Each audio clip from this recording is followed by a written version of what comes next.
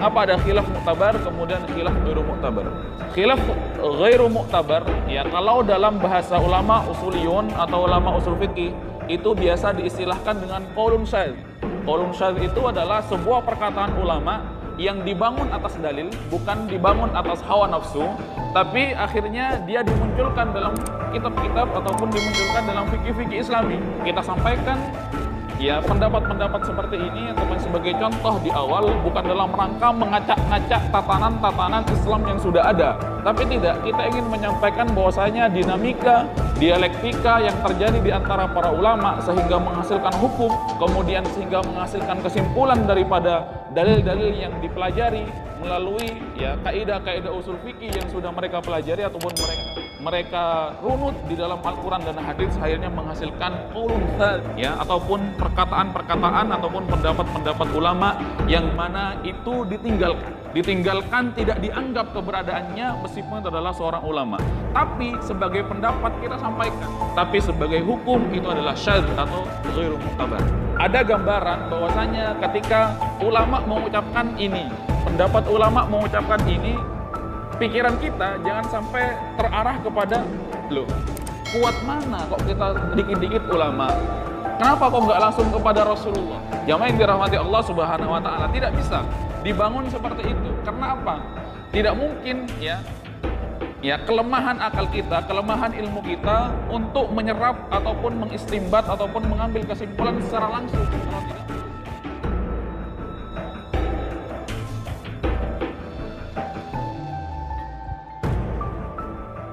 ya ayuhan nasu taqullaha haqqa tuqatih wa la tamutunna illa wa antum muslimun.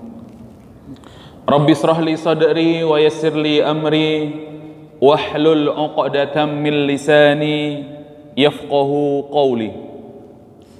Radina billahi rabba wa bil islami dina wa bi Muhammadin sallallahu alaihi wasallam nabiyyan wa rasula.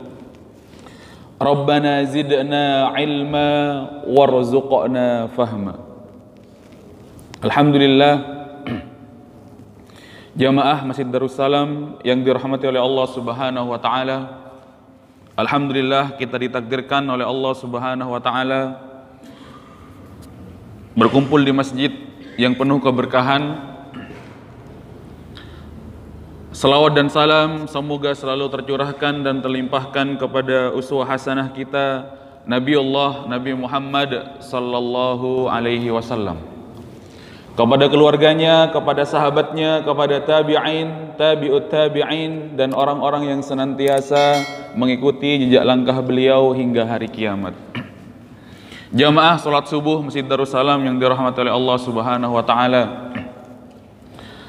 kami ucapkan jazakumullah khairan kepada jajaran pengurus takmir yang telah memberikan kesempatan kepada kami untuk sama-sama thalabul ilmi, mengangkat ilmu-ilmu yang diajarkan oleh Allah Subhanahu wa Ta'ala. Kesempatan yang berharga tentunya untuk kami. Mudah-mudahan pertemuan kita pertemuan yang diberkahi oleh Allah Subhanahu wa Ta'ala. Jamaah Masjid Darussalam yang dirahmati oleh Allah Subhanahu wa Ta'ala, ini juga pertama kali saya berada di depan ya. Tapi sebenarnya sejak kecil saya pun sudah terbiasa sholat di sini zaman dahulu ketika Haji Subhan kalau tidak salah ya, zaman kami masih kecil ya. Setelah lama tidak di Sumeneb, kemudian kembali, kemudian alhamdulillah bisa silaturahim ya, kemudian bisa berkumpul bersama jamaah sekalian ya.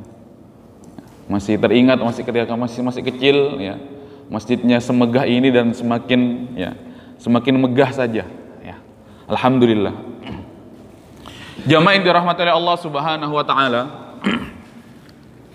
untuk mengawali majelis kita pada pagi hari ini ya, kita mencoba mengangkat ya tema fiqhul muqaran ya. Apa itu fiqhul muqaran ya? Fiqhul muqaran adalah bahasa mudahnya fikih perbandingan mazhab atau fikih ya lintas mazhab yang diakui oleh Ahlussunnah wal Jamaah ya. Dalam hal ini kitab yang akan kita bahas adalah kitab Bidayatul Mujtahid wa Nihayatul Muqtasid, ya. Karya Imam Ibnu Rushd, ya. Karya Imam Ibnu Rushd, seorang ulama, ya, masyhur, ya. Seorang ulama dari, ya, Cordoba ataupun Andalusia, ya. Jamaah yang dirahmati oleh Allah Subhanahu wa taala, melahirkan sebuah konsep fiqhul muqarran, ya. Karena para ulama, ya, menyadari bahwasanya setiap hukum, setiap dalil yang diturunkan oleh Allah Subhanahu wa taala berupa Al-Qur'an, kemudian setiap dalil ataupun setiap hukum yang diucapkan oleh Rasulullah sallallahu alaihi wasallam berupa hadis nabawi, itu tidak bermakna qat'iyah secara dilalah, ya, ataupun dia tidak bermakna jazim ataupun mutlak secara pendalilan ataupun secara penempatan dalil di setiap hukum-hukum masing-masing yang ada di dalam hukum-hukum Islam atau yang ada di dalam fikih-fikih Islami. Sehingga jamaah yang dirahmati Allah Subhanahu wa taala akan muncul khilaf di antara para ulama, meskipun kita sadar bahwasanya khilaf tersebut adalah ada dua, ya, di antara yang sering kita dengar, khilaf mu'tabar dan khilaf ghairu mu'tabar. Ya. Khilaf yang mana itu memang kondisinya khilaf oleh para ulama diperselisihkan sejak zaman dahulu sehingga dibangun oleh dalil-dalil kemudian menghasilkan sebuah konsep khilaf mu'tabar. Khilaf yang diakui bahwasanya hukum tersebut adalah khilaf. Ya. Sedangkan jamaah yang dirahmati Allah Subhanahu wa taala, ada juga khilaf yang ghairu mu'tabar. Ya, khilaf ghairu mu'tabar yang mana khilaf tersebut, ya, tidak diakui tapi keberadaannya ada, disebutkan oleh salah satu imam ataupun bahkan imam-imam yang lain yang tidak kita kenal secara madhab tapi dikenal secara person. Contoh madhab Imam Thawri misalkan, ya, padahal ilmunya ataupun dia adalah guru-guru para ulama madhab, tapi karena murid-muridnya tidak menuliskan kemudian tidak menjadikannya sebuah madhab, maka akhirnya madhab tersebut hilang dengan sendirinya secara madhab, tapi dia ada secara personal kemudian yang disebutkan dalam kitab-kitab fikih, kemudian kitab-kitab usul fikih dan kitab-kitab yang lainnya. Itu namanya khilaf ghairu mu'tabar, jamaah yang dirahmati Allah Subhanahu wa taala. Ya. Salah satu khilaf yang ghairu mu'tabar sebagai contoh, sebagai awal pertemuan kita pada pagi hari ini supaya ada gambaran mengapa ada khilaf mu'tabar kemudian khilaf ghairu mu'tabar. Khilaf ghairu mu'tabar, ya, kalau dalam bahasa ulama usuliyun atau ulama usul fikih itu biasa diistilahkan dengan qaulun syadz, ya. Qaulun syadz itu adalah sebuah perkataan ulama yang dibangun atas dalil, bukan dibangun atas hawa nafsu, tapi akhirnya dia dimunculkan dalam kitab-kitab ataupun dimunculkan dalam fikih-fikih Islami, ya. Jamaah yang dirahmati Allah Subhanahu wa taala. Imam Abu Hanifah yang mana beliau adalah mazhab tertua di antara kaum muslimin ataupun mazhab tertua di antara, ya, di dalam fikih-fikih Islami, yang kebetulan Imam Abu Hanifah membangun mazhabnya di dalam, ya, ar-ra'yu ataupun di dalam membangun atas akal yang sehat, ya, analisa akal. Karena kebetulan mazhab ataupun Imam Abu Hanifah jauh daripada dalil, tidak seperti Imam Malik yang dekat daripada athar-athar Nabi Muhammad SAW. Ketika mendapati, ya, wa in kuntum marda au ala safar, ya, ayat tersebut, ya, Imam Abu Hanifah mengatakan sebenarnya orang yang batal puasanya itu adalah bukan orang yang berjima di siang hari Ramadan, ya. Orang yang safar itu, ya, orang yang batal puasanya di bulan Ramadan adalah bukan mereka yang secara sengaja makan di bulan Ramadan, tidak. Tapi ayat Allah Subhanahu wa taala yang berbunyi wa in kuntum marda au ala safar. Justru jamaah yang dirahmati Allah Subhanahu wa taala, pendapat ini dikuatkan oleh Imam Al-Zahir dalam mazhabnya Daud Al-Zahiri, dikuatkan bahwasanya justru orang yang safar itulah ataupun karena safar dan karena sakit itulah orang dibatalkan puasanya, ataupun pembatal puasa yang sebenarnya adalah sakit, kemudian pembatal puasa yang sebenarnya adalah safar. Itu pendapatnya mereka ataupun pendapat imam-imam yang itu terkadang dinamakan qaulun syadz atau, ya, ghairu mu'tabar. Selama ini yang kita ketahui bahwasanya kalau memahami ayat tersebut, kalau Anda sedang sakit atau kalau Anda sedang bersafar, ya, yang safarnya sudah masuk dalam ukuran-ukuran tertentu, ya, maka itu diperbolehkan ataupun maka itu dipersilahkan, karena itu adalah rukhsah dari Allah Subhanahu wa taala yang disedekahkan kepada kita, dan sudah selayaknya seorang hamba mengambil sedekah Allah Subhanahu wa taala. Itu, ya, selama ini yang kita pahami. Ternyata ada pendapat ulama justru yang membatalkan puasa itu, ya, adalah orang yang safar tersebut. Ya, itu namanya khilaf ghairu mu'tabar. Jamaah yang dirahmati Allah Subhanahu wa taala. Kita sampaikan, ya, pendapat-pendapat seperti ini ataupun sebagai contoh di awal, bukan dalam rangka mengacak-ngacak tatanan-tatanan Islam yang sudah ada. Tapi tidak, kita ingin menyampaikan bahwasanya dinamika, dialektika yang terjadi di antara para ulama sehingga menghasilkan hukum, kemudian sehingga menghasilkan kesimpulan daripada dalil-dalil yang dipelajari melalui, ya, kaidah-kaidah usul fikih yang sudah mereka pelajari ataupun mereka runut di dalam Al-Qur'an dan hadis, akhirnya menghasilkan qaulun thad, ya, ataupun perkataan-perkataan ataupun pendapat-pendapat ulama yang mana itu ditinggalkan. Ditinggalkan, tidak dianggap keberadaannya meskipun itu adalah seorang ulama. Tapi sebagai pendapat kita sampaikan, tapi sebagai hukum itu adalah syadz atau ghairu mu'tabar. Jamaah yang dirahmati Allah Subhanahu wa taala, ya. Sudah selayaknya juga kita mengenal, ya, Imam Ibnu Rushd, ya. Namanya adalah Al-Qadhi Abul Walid bin Ahmad Muhammad bin Ahmad bin Rushd Al-Qurtubi Al-Maliki, ya. Kebetulan, ya, pemilik kitab ini adalah mazhabnya Maliki, ya. Tapi ini adalah kitab rujukan yang dijadikan rujukan oleh para ya, orang-orang yang belajar fikih muqaran, ya, karena memiliki keistimewaan, ya. Buku ini memiliki keistimewaan adalah dirangkum oleh Ibnu Rushd, ya. Mengapa ulama itu berbeda pendapat dijelaskan. Masing-masing mazhab juga dijelaskan perbedaan pendapatnya. Mazhab Alif bagaimana, mazhab B bagaimana, mazhab C bagaimana. Kemudian dalil-dalil yang menguatkan mazhab tersebut juga dijelaskan. Jadi jamaah yang dirahmati Allah Subhanahu wa taala, jadi jangan pernah ada gambaran bahwasanya ketika ulama mengucapkan ini, ulama mengucapkan ini, pendapat ulama mengucapkan ini, pikiran kita jangan sampai terarah kepada, loh, kuat mana kok kita dikit-dikit ulama? Kenapa kok nggak langsung kepada Rasulullah? Jamaah yang dirahmati Allah Subhanahu wa taala, tidak bisa dibangun seperti itu. Karena apa? Tidak mungkin, ya, kelemahan akal kita, kelemahan ilmu kita untuk menyerap ataupun mengistimbat ataupun mengambil kesimpulan secara langsung kalau tidak melalui jalur-jalur yang benar. Ataupun tidak mungkin kita langsung mengambil kesimpulan A dalam sebuah hukum, ya, kalau kita tidak mengambil jalur yang sudah dijalurkan. Dan para imam-imam mazhab ini jalurnya sampai kepada para sahabat, kemudian sampai kepada Rasulullah Shallallahu Alaihi Wasallam. Jangan sampai, ya, dibenturkan. Itu jamaah yang dirahmati oleh Allah Subhanahu Wa Taala. Mengapa saya katakan seperti itu? Ya, dalam fikul muqaran, dia tidak boleh dibenturkan antara qaul ulama dengan pendapatnya Rasulullah Shallallahu Alaihi Wasallam, karena pendapat para ulama itu didasari studi yang kritis, kemudian istidlal, kemudian wajhud dilalah yang mendalam, sehingga menghasilkan sebuah hukum yang sudah disarikan daripada perintah Rasulullah Shallallahu Alaihi Wasallam. Kemudian alasan yang kedua, jamaah yang dirahmati oleh Allah Subhanahu wa taala, mengapa menghasilkan fiqhul muqaran? Mengapa menghasilkan fikih perbandingan madhab atau fikih lintas madhab?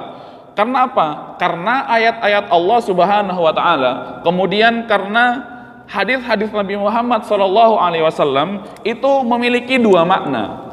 Makna yang pertama dia qat'iyatus subut, kemudian makna yang kedua adalah dhonniyatud dilalah. Jazakumullah khairan.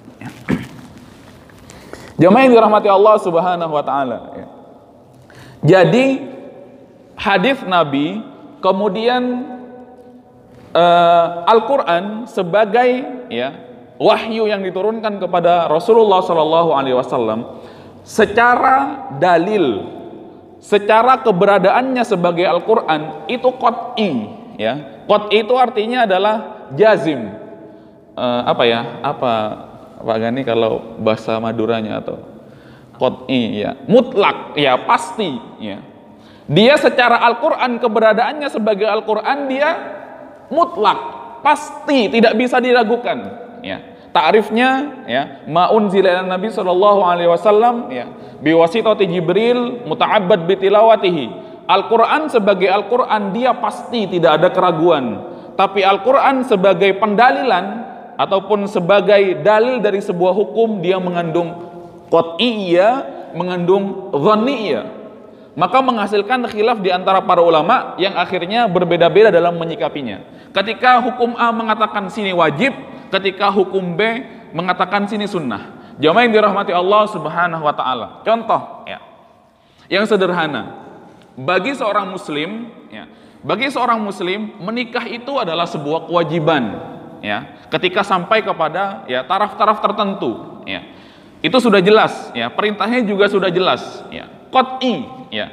Tapi jamaah yang dirahmati Allah Subhanahu wa taala, tapi hukum nikah tersebut akan berubah dalam kondisinya masing-masing.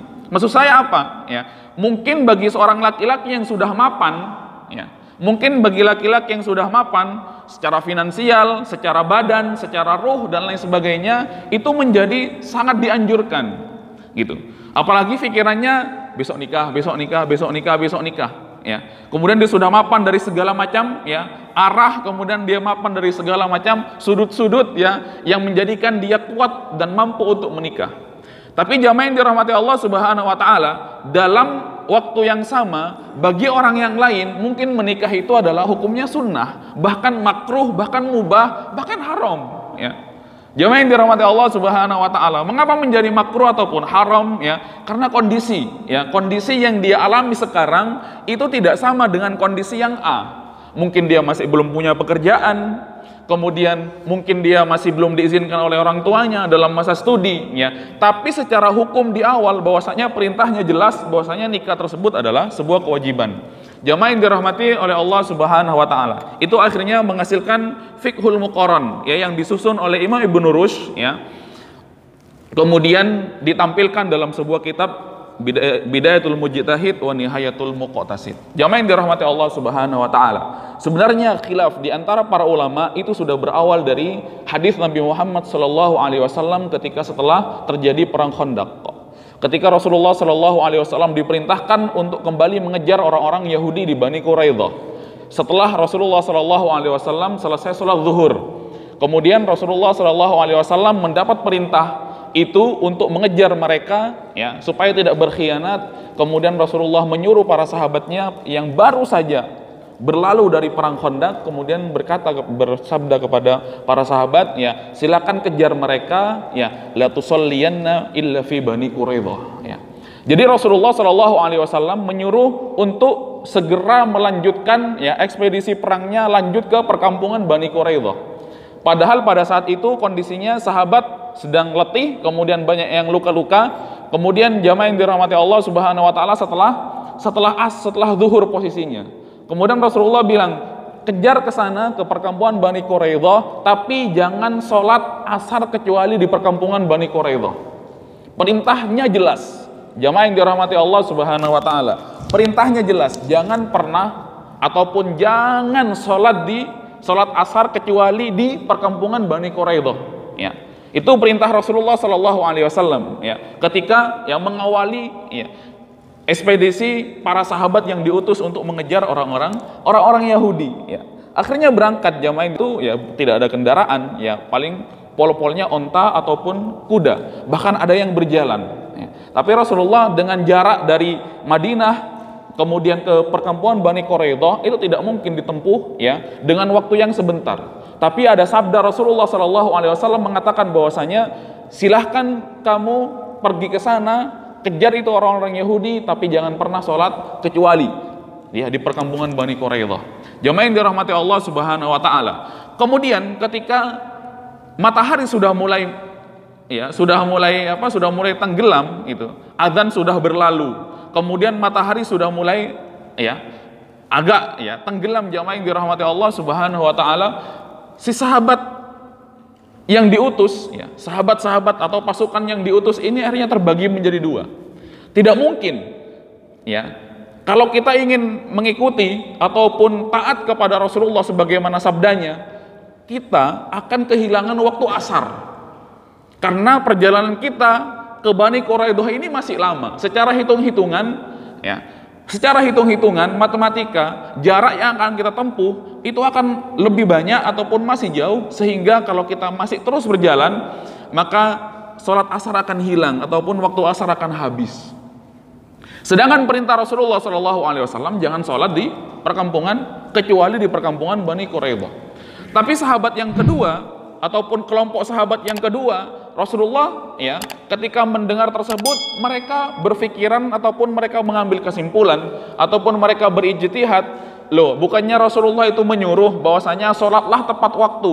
Akhirnya mereka sholat, mau sampai ke perkampungan Bani Quraidah ataupun tidak sampai kepada perkampungan Bani Quraidah, yang penting mereka sholat, yang penting mereka melaksanakan sholat asar. Sedangkan kelompok yang satunya ya pokoknya nyampainya kapan, ya baru sholat asar. Jamaah yang dirahmati oleh Allah Subhanahu wa taala, ya.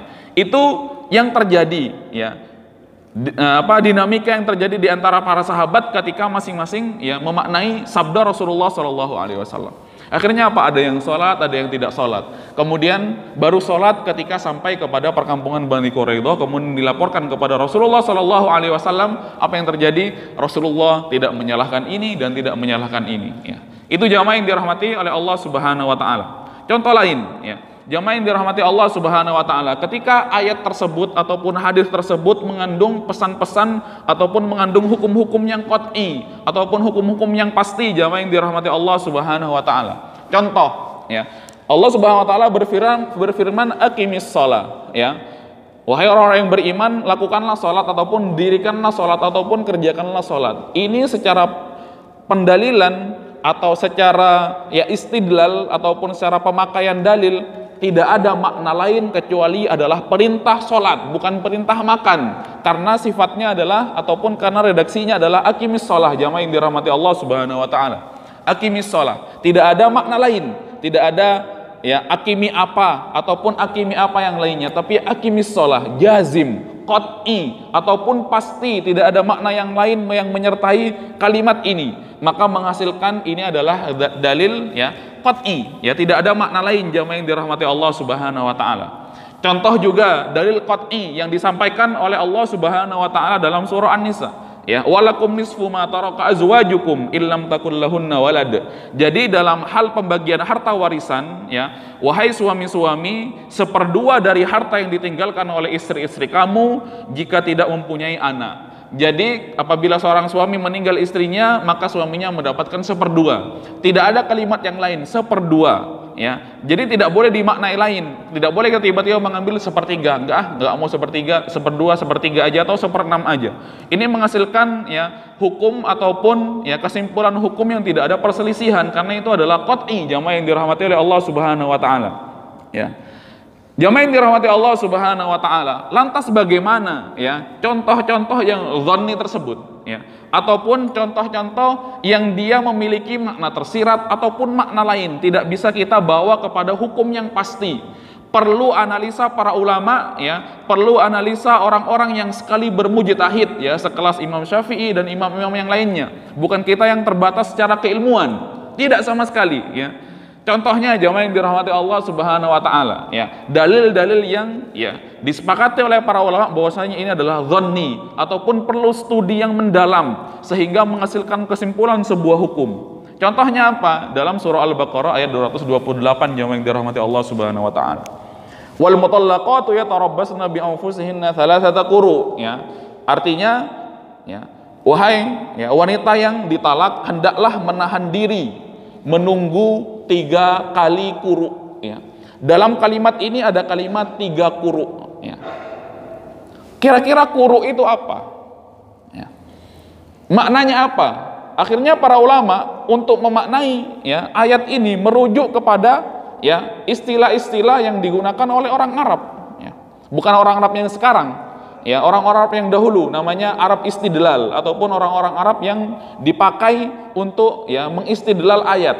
Ya. Maknanya dicari. Ternyata salah satu quru itu ya justru mengandung 2 makna. Salah satu quru ya 3 quru itu mengandung 2 makna. Makna yang pertama haid, makna yang kedua bersih. Ya, jadi seorang wanita kalau ditalak oleh suaminya menahan diri, salah satu quru, ya.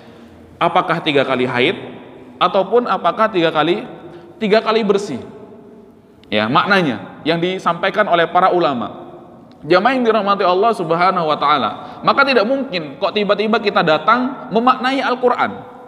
Ya, makanya sudah jelas di setiap Al-Qur'an yang ada ya teks bahasa Indonesia selalu diucapkan ini adalah Al-Qur'an terjemah, bukan Al-Qur'an tafsir, ya.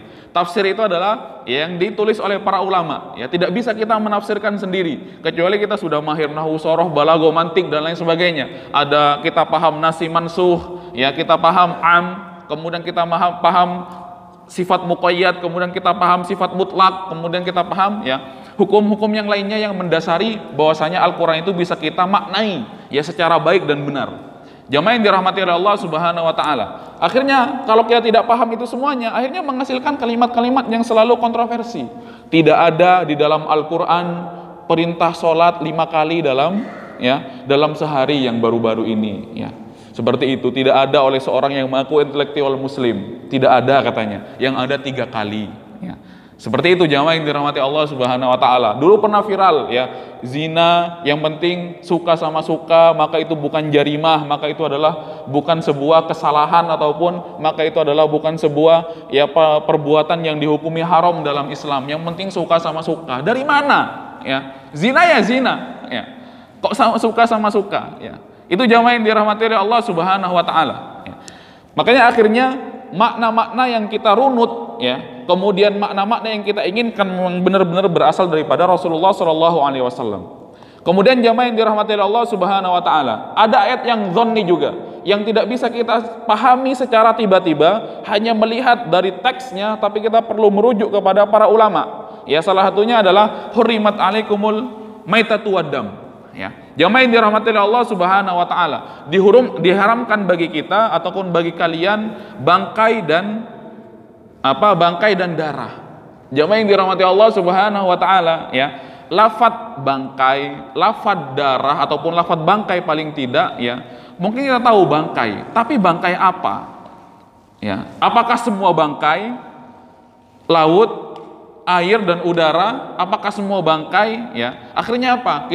Kita perlu merujuk kepada penjelasan Rasulullah, kemudian yang distudi oleh para ulama, ya. Itu namanya ya dzanni, ya. Tidak mutlak, ya. Menghasilkan kesimpulan-kesimpulan yang berbeda.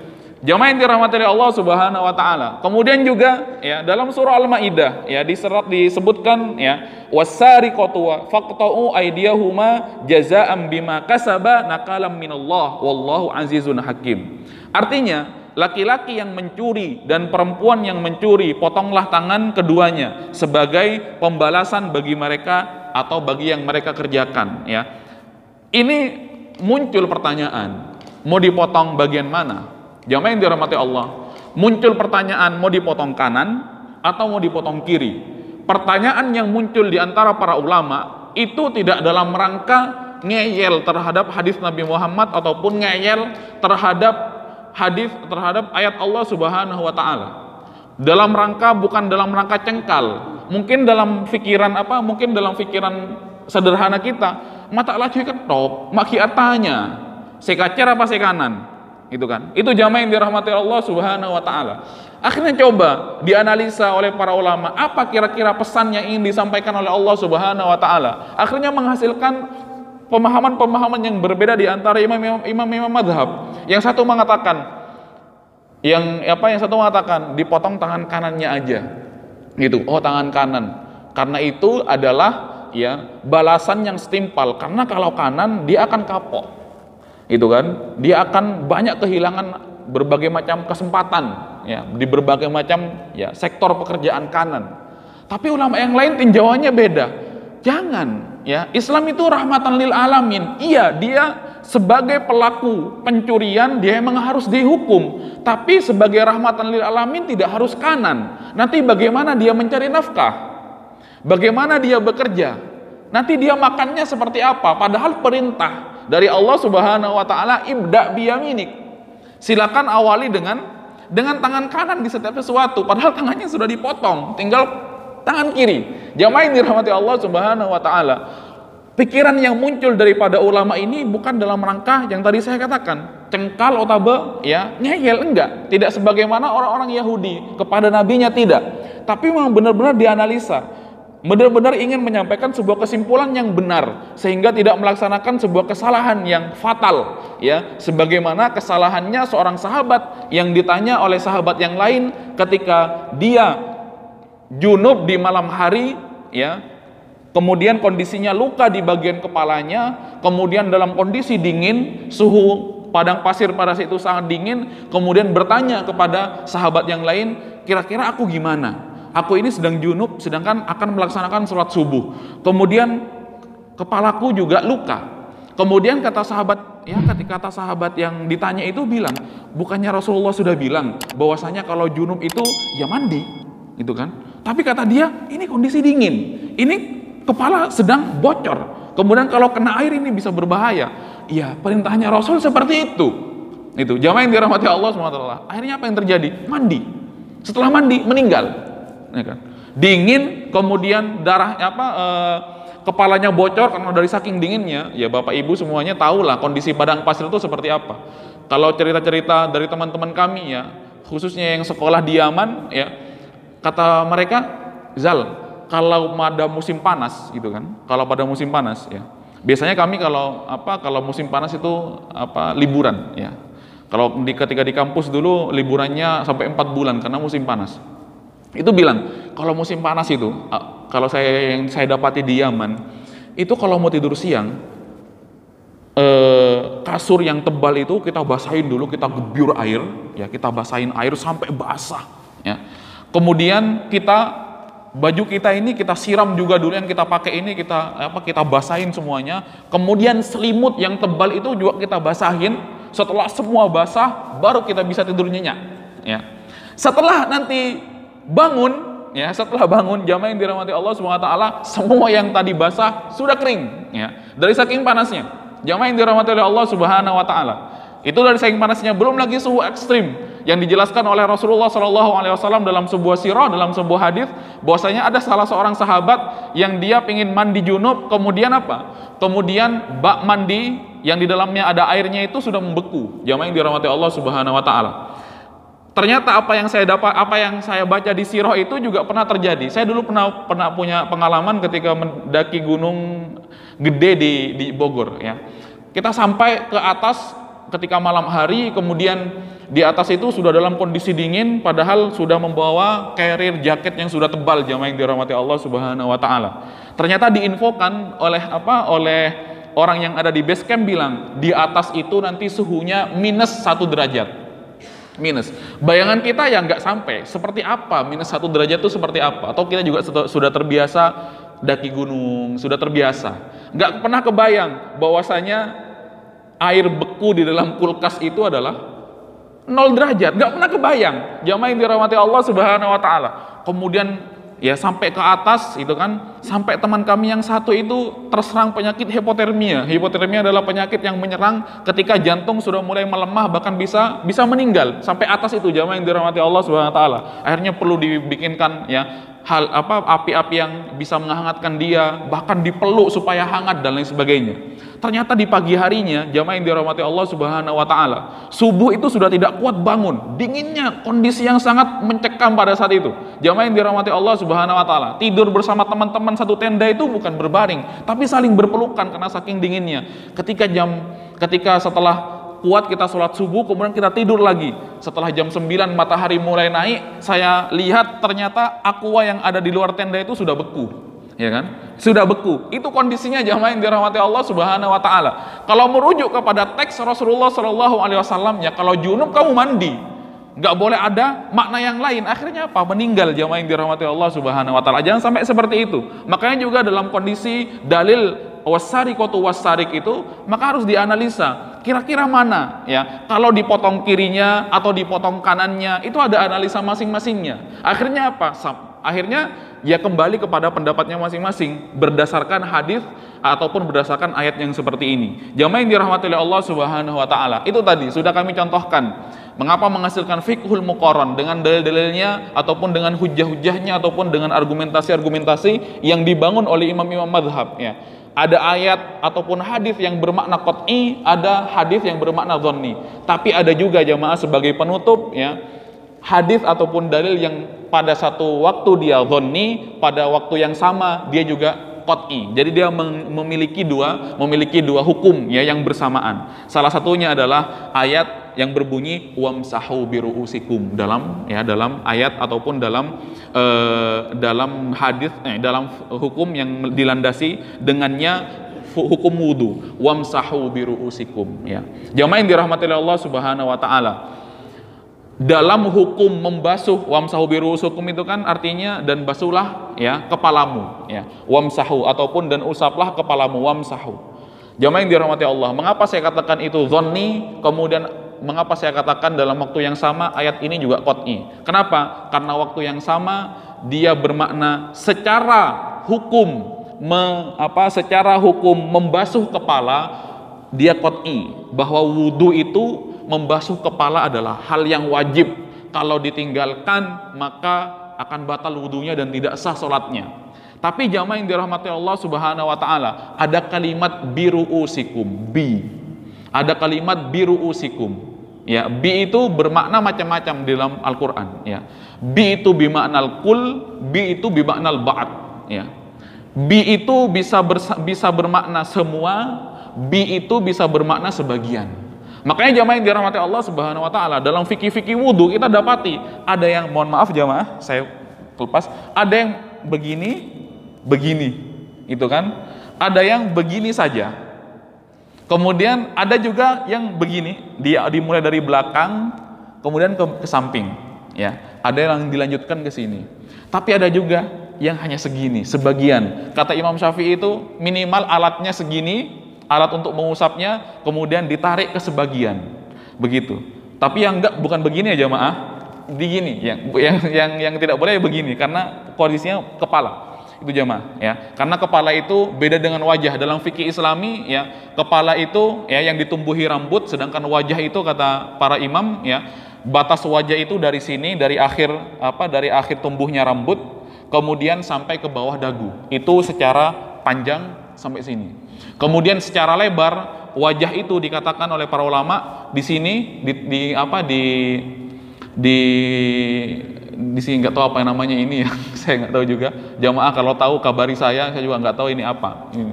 Pokoknya ini yang keras ini, yang nonjol ini, tarik ya sampai ke sini.